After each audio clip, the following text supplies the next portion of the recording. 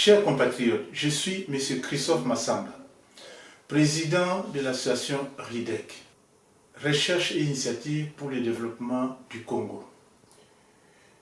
Je viens ici vous livrer un commentaire sur ma perception du film Empire du silence, un film qui a été réalisé par Thierry Michel, un cinéaste belge, qui tourne déjà depuis quelques années, même depuis les années Mobutu, des films sur le Congo, RDC. Ce film a été projeté à Malakoff le 28 mars 2023 dans la salle Pablo Neruda. Il s'agit ici de vous donner ma perception pour que ma perception puisse permettre à ceux qui vont regarder le film prochainement ne puissent pas tomber dans la simplicité.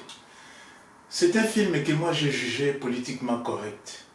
Politiquement correct pour plusieurs raisons, mais je vais en évoquer trois. La première, c'est que je pensais que ce film devait épingler les organisateurs de ce silence qui est évoqué dans le titre même du film, ce qui n'a pas été le cas. Deuxièmement, il n'apparaît nulle part dans le film les vraies raisons de la crise en RDC qui continue. Et comme nous le savons tous, cette crise est liée au projet de balkanisation de la RDC. Cette balkanisation qui a été depuis très longtemps dénoncée, déjà dans les années 60 par Patrice Emery Lumumba, lors de la première sécession katangaise.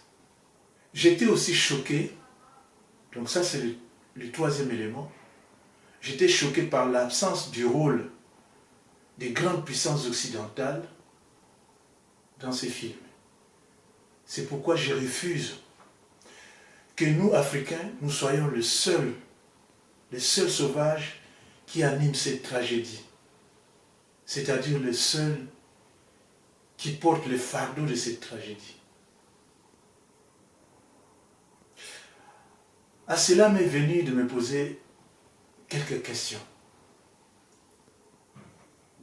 Je vais me permettre de livrer les trois questions, enfin, parmi ces questions, il y en a trois que je vais me permettre de vous livrer.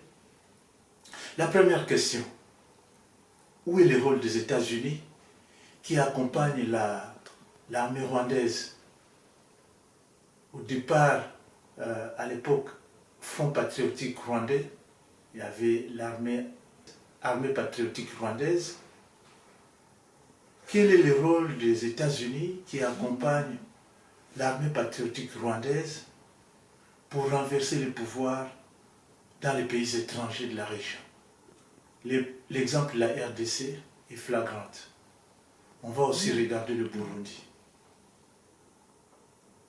Deuxièmement, où est le rôle de la France dans ces films sur l'opération turquoise qui a été initiée à l'ONU par la France et qui a jeté en RDC, qui a versé en RDC un nombre important, des milliers et des milliers de réfugiés rwandais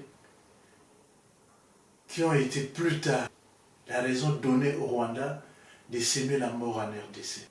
Troisième question, qui rédige les accords et négociations de paix et de partage de pouvoir systématique pour la résolution des crises, des conflits, dont on sait qu'ils sont en réalité alimentés par les étrangers. Il apparaît par ce film que les grandes puissances occidentales sont prêtes à mettre tous les moyens et même se battre pour faire triompher un mensonge.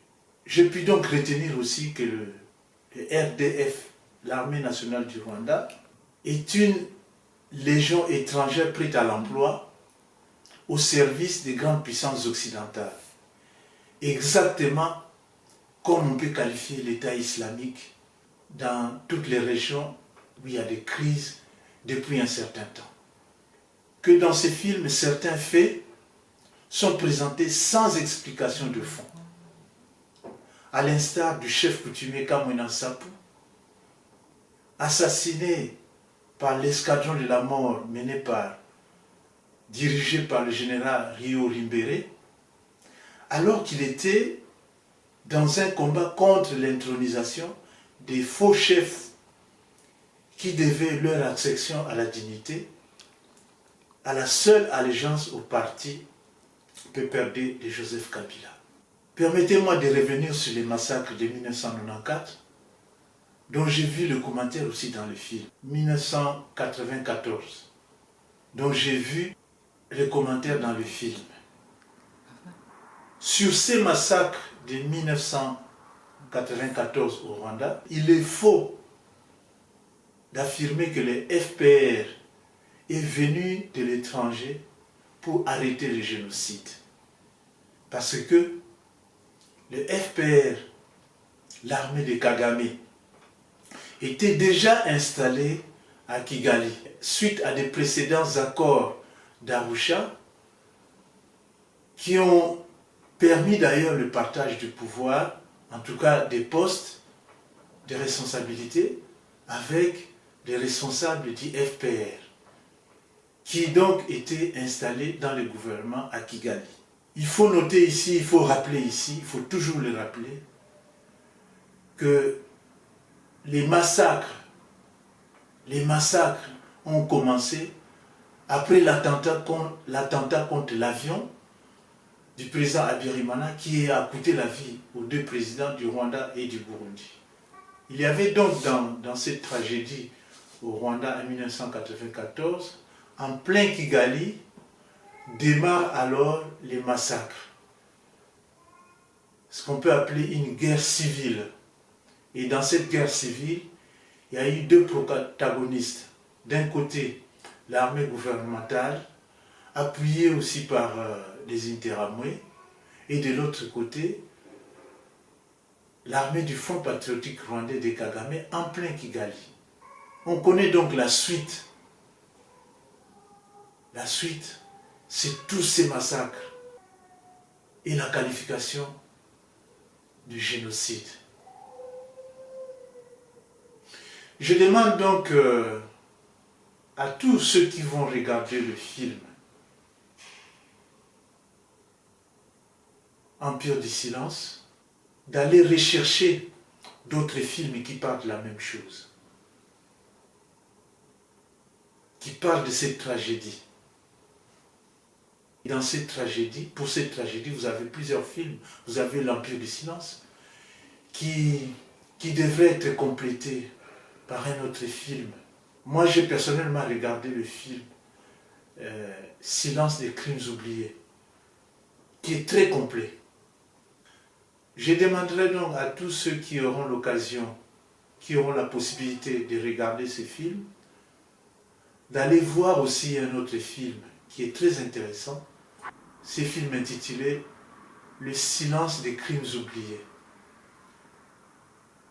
Je l'ai regardé ce film, il est très complet et ça permet au moins à tous ceux qui vont regarder le film de se donner une idée beaucoup plus proche de la réalité. Je recommande donc à tous ceux qui auront l'occasion de voir le film intitulé Empire du silence, réalisé par Thierry Michel, d'aller aussi voir le film Congo, le film intitulé Congo, le silence des crimes oubliés, réalisé par Gilbert Baloufou, qui est un réalisateur congolais. Je vous salue et je vous dis à la prochaine. Si j'ai un message, je referai ce que je fais aujourd'hui. Ingeta.